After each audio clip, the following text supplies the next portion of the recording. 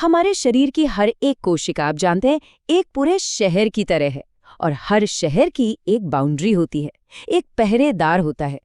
आज हम उसी पहरेदार की कहानी जानेंगे, सेल मेम्ब्रेन की कहानी, जो असल में जिंदगी को मुमकिन बनाती है। तो चलिए एक सवाल से ही शुरू करते हैं। हर जिंदा सेल के अंदर एक अपनी ही दुनिया है।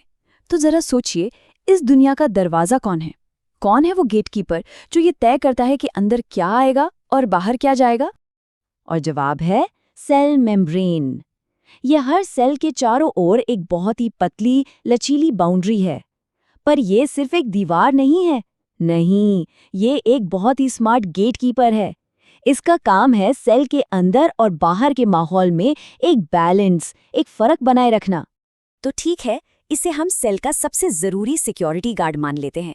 पर सवाल ये है कि आखिर ये इतना जरूरी क्यों है? आइए देखते हैं। देखिए, यह सिक्योरिटी गार्ड एक साथ कई सारे काम करता है। यह सेल के अंदर के माहौल को बिल्कुल स्टेबल रखता है, जरूरी चीजों को मतलब मॉलिक्यूल्स को अंदर आने देता है और जो जहरीले पदार्थ है उन्हें बाहर निकाल फेंकता है। और सबसे कमाल की बात यह है कि यह सिलेक्टिवली परमिएबल है, मतलब ये चुन चुन कर चीजों को अंदर बाहर आने जाने की इजाजत देता है, हर किसी को नहीं। लेकिन साइंटिस्ट्स को ये सब पता कैसे चला? इसकी बनावट को समझना, जानते हैं, एक वैज्ञानिक जासूसी कहानी की तरह था। तो चलिए उस कहानी के पन्ने पलटते हैं। कहानी शुरू होती है 1902 में। ओवर्टन ने नोटिस किया कि जो चीजें लिपिड यानी कि फैट में घुल जाती हैं, वो मेम्ब्रेन से बड़ी आसानी से पार हो जाती हैं। इससे पहला सुराग मिला कि मेम्ब्रेन में लिपिड जरूर हैं। फिर 1926 में गॉटर और ग्रेंडल ने बताया कि ये सिर्फ एक नहीं बल्कि लिपिड की 2 परतें हैं, जिसे उन्होंने नाम दिया लिपिड बाइलेयर। और फिर 1935 में डैवसन और डैनियली ने एक मॉडल पेश किया। उनका आइडिया था एक प्रोटीन लिपिड सैंडविच। मतलब उन्होंने कहा कि लिपिड की दोहरी परत के दोनों तरफ प्रोटीन की परतें चिपकी होती हैं, बिल्कुल एक सैंडविच की तरह। उस जमाने में ये बहुत बड़ी खोज थी, लेकिन कहानी में एक जबरदस्त मोड़ आने वाला था। हाँ, तो 1960 आते आते इस सैंडविच मॉडल में दरारें दिखने लगीं।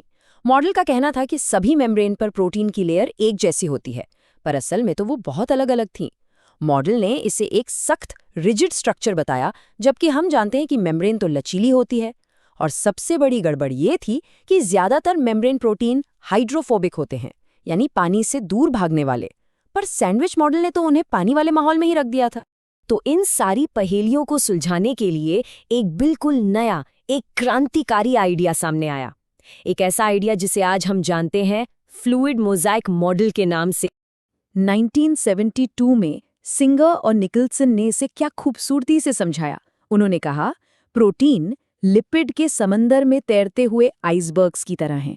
वाह! बस इस एक लाइन ने पूरी पिक्चर ही बदल दी। मतलब मेम्ब्रेन एक ठोस सैंडविच नहीं बल्कि एक बहता हुआ तरल समंदर है। तो इस समंदर में कौन कौन है? सबसे पहले तो है लिपिड बाइलेयर, जो खुद समंदर है। इसके जो सिर हैं वो हाइड्रोफिलिक हैं, यानी पानी से प्यार करने वाले, और इसकी पूंछ है हाइड्रोफोबिक, पानी से डरने वाली। फिर आते हैं प्रोटीन्स, वो आइसबर्ग्स जो इस समंदर में तैर रहे हैं और ज्यादातर काम यही करते हैं। और तीसरे खिलाड़ी हैं कार्बोहाइड्रेट्स, जो सेल के आईडी कार्ड की तरह काम करते हैं, उसकी पहचान बताते हैं। और हाँ, एनिमल सेल्स में एक और बहुत जरूरी खिलाड़ी होता है कोलेस्ट्रॉल। ये मेम्ब्रेन को ना तो बहुत ज्यादा बहने देता है और ना ही बहुत ज्यादा सख्त होने देता है। समझ लीजिए, एक तरह का स्टेबलाइजर है।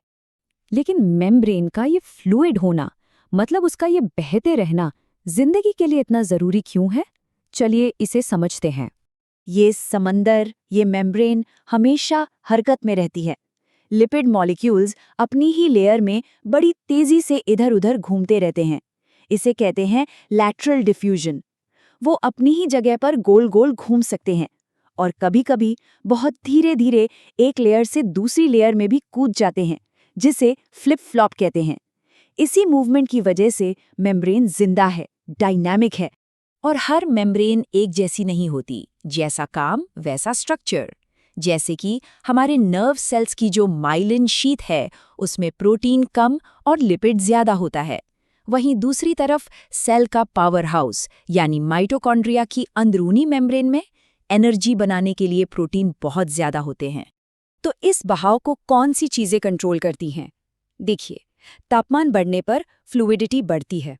अनसैचुरेटेड फैटी एसिड्स, जिनकी पूंछ में एक मोड़, एक किंक होता है, वो मेम्ब्रेन को ज्यादा फ्लूइड बनाते हैं क्योंकि वो ठीक से पैक नहीं हो पाते। और जैसा हमने देखा, कोलेस्ट्रॉल वो तो रेगुलेटर है ही।